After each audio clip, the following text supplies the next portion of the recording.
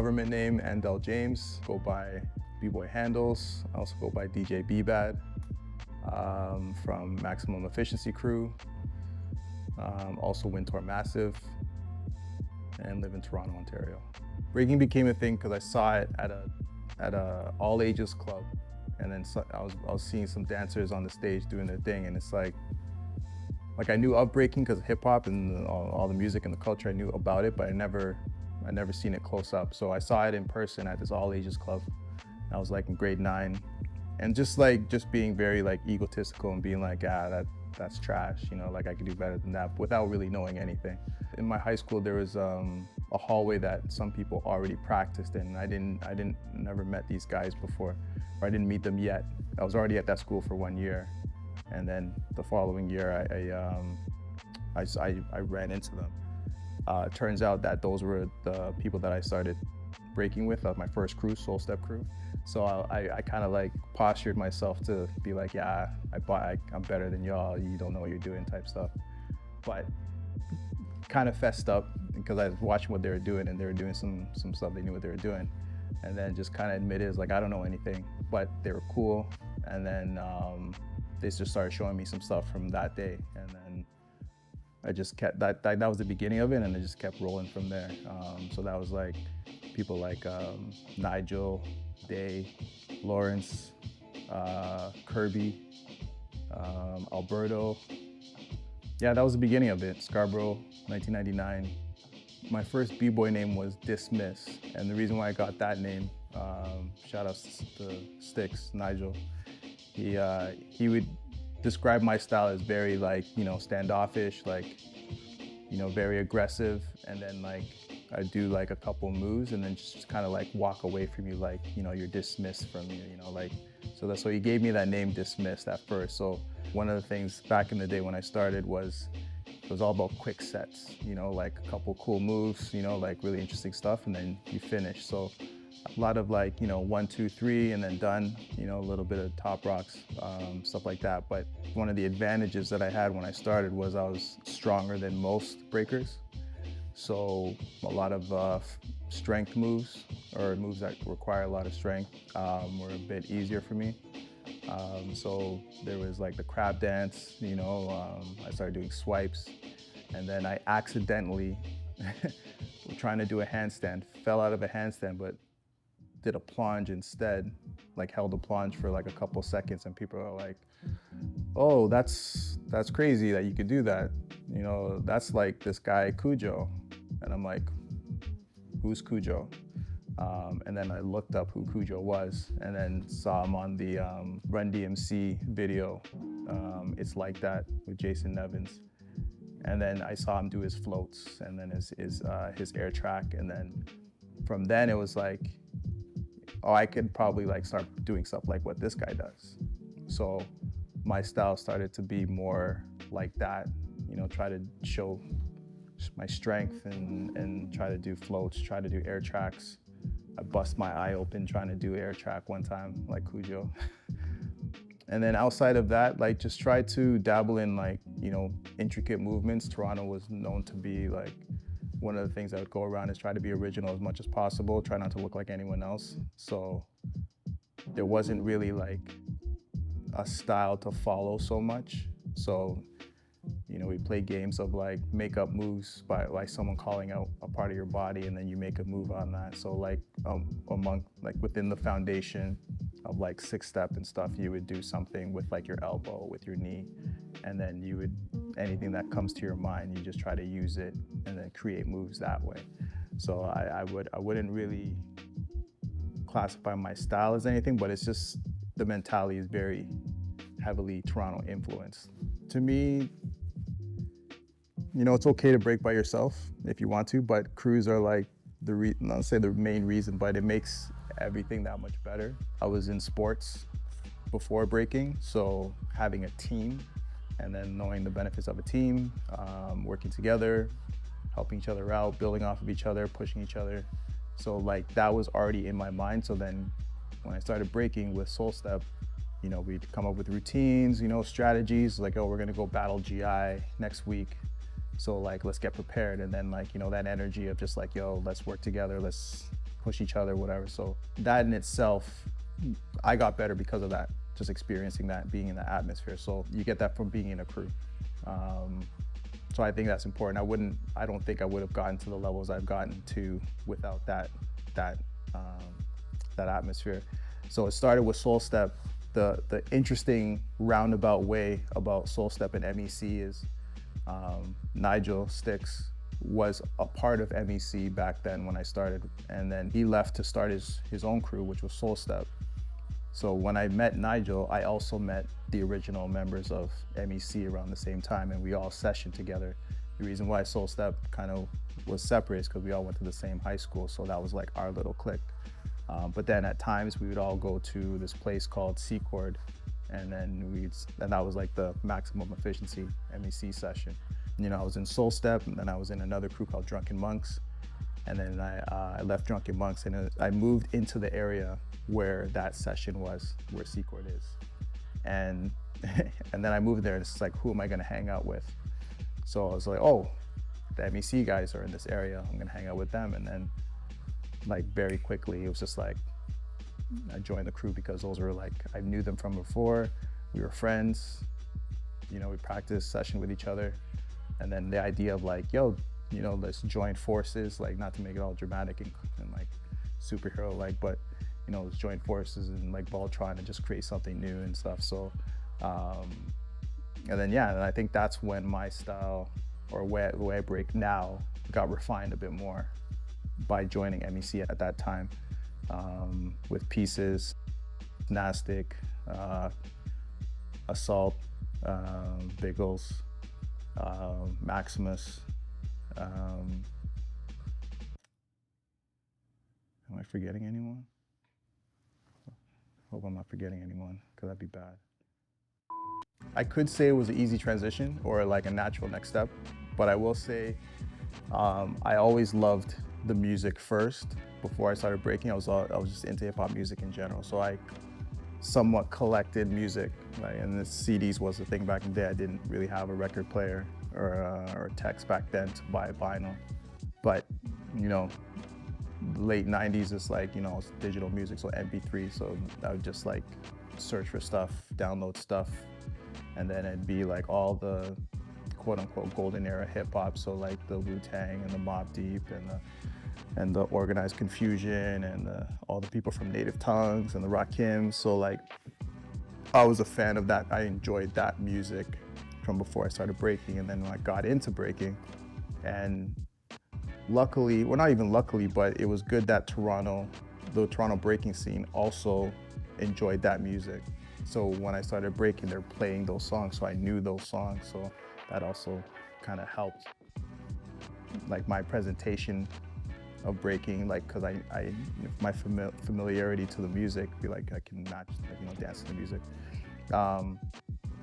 So then it was just like, I guess the thing that switched in my mind was I was entering battles, and it's not to say, I don't want to hate on competitions or battles or anything, but you know, I wasn't winning jams, you know, I was just like, you know, didn't really agree with some of the judges' decisions and stuff. And then sometimes the music that I'd be dancing to is just like, I didn't like it. It didn't really get me hype at certain places where I'd be battling. And then the thought started to enter my mind where it's just like, man, it's like I know the music I like to dance to. Like this DJ didn't know what I like to dance to, and it's like I could probably play better music than this DJ. So those thoughts started to like enter my brain around 2008. And then it's just like, it came to the point where I was just like, yeah, like this is it. Like I'm not too interested or passionate about battling anymore in competitions because the music doesn't really get me hyped. So when it got to 2010, side story, Pieces had a setup. He had 2 techs, a mixer, a Newmark mixer, a couple crates of records, and he was actually starting to DJ, like he took some DJ classes. And I mentioned to him that I was like, yeah, I'm thinking about DJing. And then, and at the same time, I was moving into a place that we called the Chocolate Factory. My roommate was Assault at the time. And then I told him that, and he's just like, yo, I have this equipment, come pick it up. And I was like, what? He's like, just get it out of my sight. Just come take this equipment, just get it out of my, because I guess he, not say he felt bad, but like, you know, he just wasn't into DJing anymore, and he had this equipment. He said, just take it out of my house, pay me later, just take it out of my house. So that was the first thing I moved into the chocolate factory. And the first thing I set up was the DJ setup.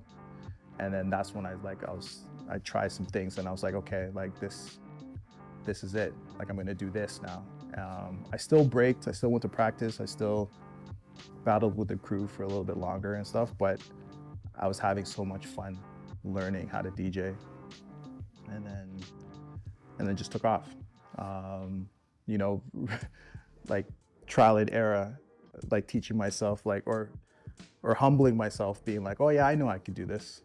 And then being like, oh no, DJing is not an easy thing to do. You gotta actually like practice. You gotta like know what to do with like the EQ, you know, you have to have like the touch with the vinyl so the record don't skip, like all these different things I had to learn. And then I started to appreciate the art of DJing a lot more, being like, okay, like this is a skill. And then, yeah, just enjoying getting better, enjoying learning more, and I was also like enjoying like connecting with all the other DJs from Toronto that I looked up to, because then, you know, they got wind of me DJing, and then they, you know, give me some support, be like, oh yeah, and then it makes sense that you'd be a DJ because you know what breakers like, and that encouragement helped me start, and then it just started to snowball, and then it just took over. Like I stopped breaking you know, almost completely to just DJ. From what I remember from the jams back in the day, you had DJs like DJ Grouch, you had Dopey, you had Sirius, you had Son of Soul, rest in peace. You had FaZe, you had J-Tech, and then you had like other party DJs like DJ Law, DJ Mensa, you have Sweet Touch, you have Dirty Dale, who's also a dancer, who also used to break, but then he also, that's not to tell his story, but he was a crazy dancer, and then became a crazy house dancer, and then now he's a crazy DJ as well. So I've been to his party, heard him spin. Scratch Bastard on the turntable. Well, everyone was like a turntablist, but Scratch Bastard was really like, he was winning scribble jams and stuff like that. And then they would just be in Toronto different times, and then I'd be at the parties, I'd listen to them and like kind of take notes. And that was like the main influence of my style. And then internationally, you have DJs like Lacey, rest in peace, even Renegade. And then some of the younger cats like DJ B. Ryan, Lean Rock, and from Philly, Skeem Richards. I heard their stuff when I was learning how to DJ as well too. So a lot of those things helped me like understand like, okay, like timing, like this is how you switch the song during a battle. Use these types of breaks, you know, or use songs that have like these parts that they work well in battles.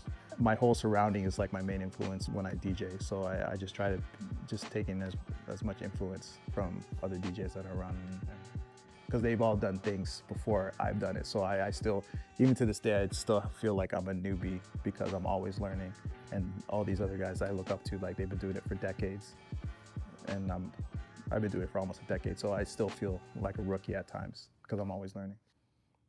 Andy Pool Hall was like, it was like church for us. It was on a Tuesday night. And the thing is, that was special about that wasn't just for breakers. It was for anyone that just wanted to have a good time. And I believe it was started by DJ FaZe. I could be wrong, but I believe it was him. Like he was the guy that we knew that was gonna be there every Tuesday.